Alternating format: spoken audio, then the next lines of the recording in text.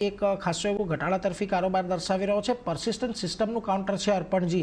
આજના દિવસે જે પ્રકારે ઘટાડો આવ્યો છે 200 દિવસની મૂવિંગ એવરેજની નીચે એક ડિસાઇસિવ કામકાજ ચાલી રહ્યું છે અને એક મહત્વના સપોર્ટ ઝોનની પાસે છે. 5050થી લઈને 5100ની વચ્ચે જે સપોર્ટ છે એની આજુબાજુ અત્યારે કામ કરી રહ્યો છે. થોડોક અત્યારે વોચલિસ્ટમાં રાખવો જોઈએ આ કાઉન્ટરને.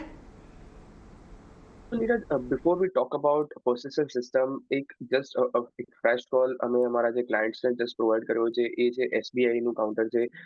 એસબીઆઈ નું કાઉન્ટર જે રીતે નીચેના લેવલથી ગઈકાલે પુલબેક આવ્યું હતું અને આજે જે રીતે ફોલો બાઇંગ મોમેન્ટમ એસબીઆઈ ના કાઉન્ટરમાં જોવા મળી રહ્યું છે, એક strong reversal pattern just in the morning 10 મિનિટ્સમાં જે રીતે બનાવી રહ્યું છે એ કમેન્ડેબલ છે અને ચાન્સીસ છે કે કરંટ લેવલથી હજુ પણ એસબીઆઈમાં તમને strong buying action further continue થતું જોવા મળી શકે છે.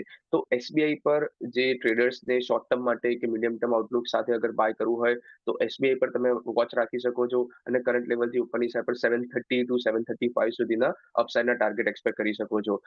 નાઉ કમિંગ ટુ persistent સિસ્ટમને ટાઈમિંગ અવોઇડ કરવાનું રેકમેન્ડેશન રહેશે. રીઝન બિંગ, જે માર્કેટની રિકવરી મેં જેમ વાત કરી, એ માર્કેટની recovery most likely will be led by banking અને BFSI as well as metal અને જે બીટ એન્ડ ડાઉન સેક્ટર છે લાઇક્સ ઓફ રિયાલિટી, એ બધા સેક્ટર પર અમારું ફોકસ છે.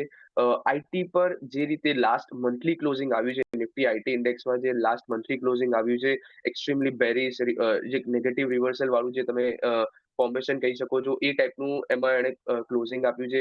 તો આઈટી પર શોર્ટ ટર્મ માટે બાયસ થોડો નેગેટિવ સાઈડ પર છે.